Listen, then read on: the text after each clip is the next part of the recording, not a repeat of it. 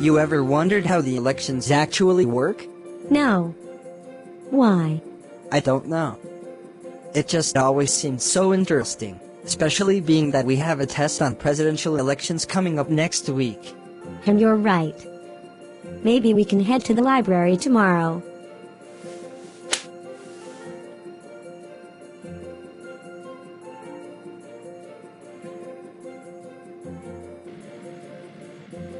How far are we again? Should be no more than I don't know. 10 minutes?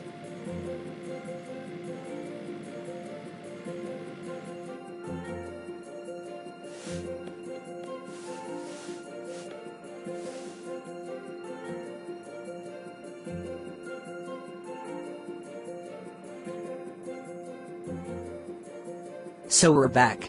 And we've got lots to tell you. Here's what we found. The modern American government is divided into a two-party system. The Democrats and the Republicans dominate while the minor parties operate in the background. Democrats are primarily voted on by minorities, while Republicans are voted on mostly by Protestants, males, and business owners. The modern two-party system originated from the Federalist and Anti-Federalist parties, which eventually created the modern parties you know today, with the Democrats supporting more liberal issues and the Republicans taking more conservative stances on government issues. The Republican Party is also known as the GOP, also known as the Grand Old Party.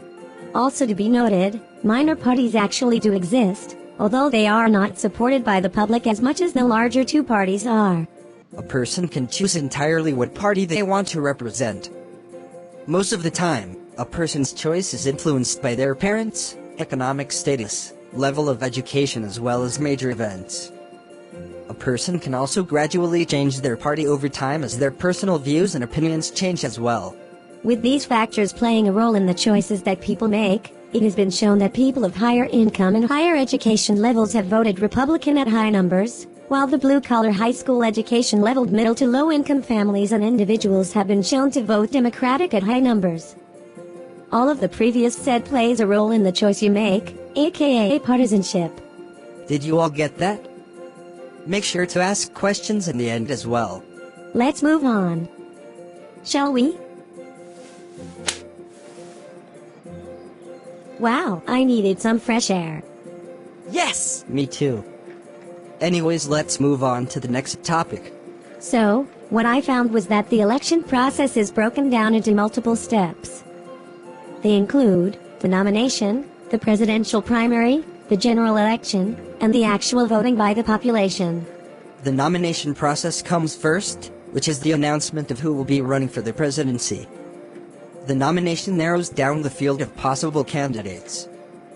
Accompanied by this, candidates announce they're running in the race and begin their personal presidential campaigns following the filing of paperwork with the confirmation of meeting all the requirements.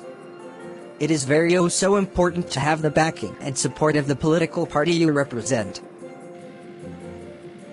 Next comes the presidential primary. An election where the voters express their preference for their presidential as well as vice presidential candidates to represent their party in the general election. The general elections are regularly scheduled elections at which voters make their final selection of office holders. For the presidential election, the general election is held on the first Tuesday after the first Monday in November every 4 years. Typically, primary elections begin in February and usually run through April or May, although in recent years select states have started earlier to fully capitalize on media coverage. After the primary, the election process is ran through a course of main events. The National Convention is held every 4 years by both parties for the presidential and vice presidential candidates that are nominated. Both parties hold normal conventions in the summer months preceding the general election, which are held within a 2 to 3 week time period of each other in different major cities to announce who will be the candidates that represent both parties. The 3 goals during a national convention are 1. To name the candidate. 2. To bring various factions and leading personalities together to unite for a common purpose. And 3. To create and adopt the party's platform for the next 4 years. A platform is the party's formal statement of basic principles, viewpoints on major policy issues, and objectives for the campaign for the next 4 years. Actual voting comes to you via your precinct, which is the small geographical voting area that you are assigned by your home address. The ballots, also known as votes, are casted electronically at the precinct voting facilities. Why is it so hot out here? I have no idea. Let's hurry and get home. I still have homework to do. What time does your mom come to get you? Around 6, I think. We have plenty of time.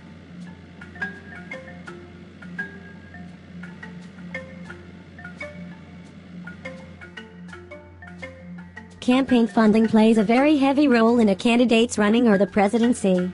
This is very true.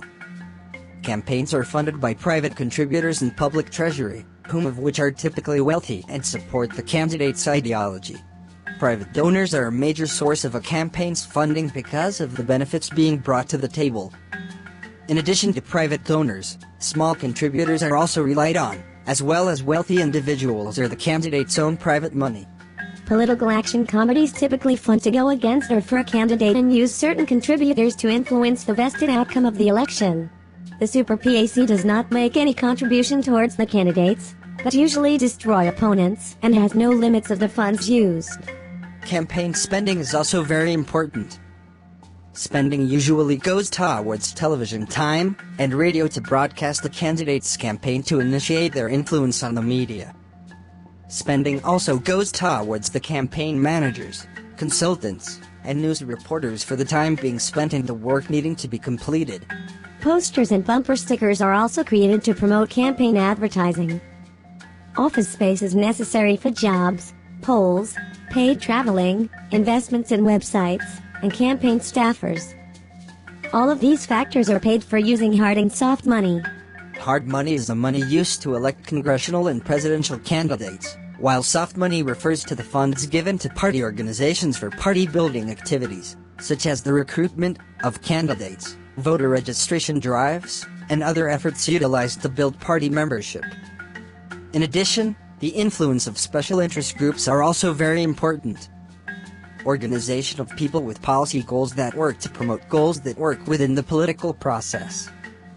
In addition to this, the PAC may represent these types of groups who would want to influence the legislation in conjunction with the attempts to influence policy in various ways, including lobbying government, engaging in election activities, educating various public bodies, and mobilizing them as well. Issues surrounding policy changes are also very prevalent. The BCRA of 2002 is a federal law that amended the Federal Election Campaign Act of 1971. The act and amendment regulate the financing of political campaigns. This being said, both parties came together and compromised to make the law work. The BCRA was to decrease the role of soft money in political campaigns by limiting the amount of contributions by interest groups and national parties. Policy issues are a big topic, along with Supreme Court rulings. 5-4 in April 2014 abolished certain limits on campaign spending. The issue at hand was whether placing limits on overall campaign donations and spending violated First Amendment rights. The decision did not affect the limits on individual donations to candidates in primary or general elections of $2,700 per candidate. It did, however, remove the caps on overall total donations by the individuals to multiple candidates. But enough of the boring stuff, let's get to the things that are actually interesting. Finally, media coverage, campaign advertising, and public opinion polls are extremely important when it comes to how the public eye views a candidate. The campaigns utilize media coverage to help shape the public's ideas about politics with the three primary ways the media does so. These include influencing political opinions of voters, determining the behaviors of candidates, and setting the public agenda.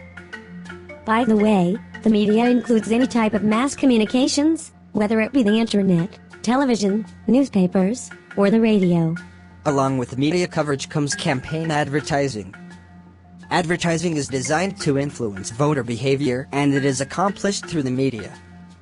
Attack ads and campaign propaganda have become the focal point of campaign advertising. Instead of candidates using the media to advertise their platforms and qualifications, oftentimes, the ads focus on the negative characteristics of opponents. With all of this information comes the public opinion polls. polls can be via telephone, online or in person. Candidates often have their campaign staff or consultants perform weekly public opinion polls to see how they are trending with voter support. Public opinion polls are human research surveys used in politics. Well, I think that's it. Was there an? Oh, I think that's my mom. I better hurry up before I get in trouble. See you at school tomorrow. Alright. I'll see you in class tomorrow. And thank you all for watching our presentation. For any other questions, please ask after the presentation video has ended. Cierra and Jaylen went to class the following day and aced the test.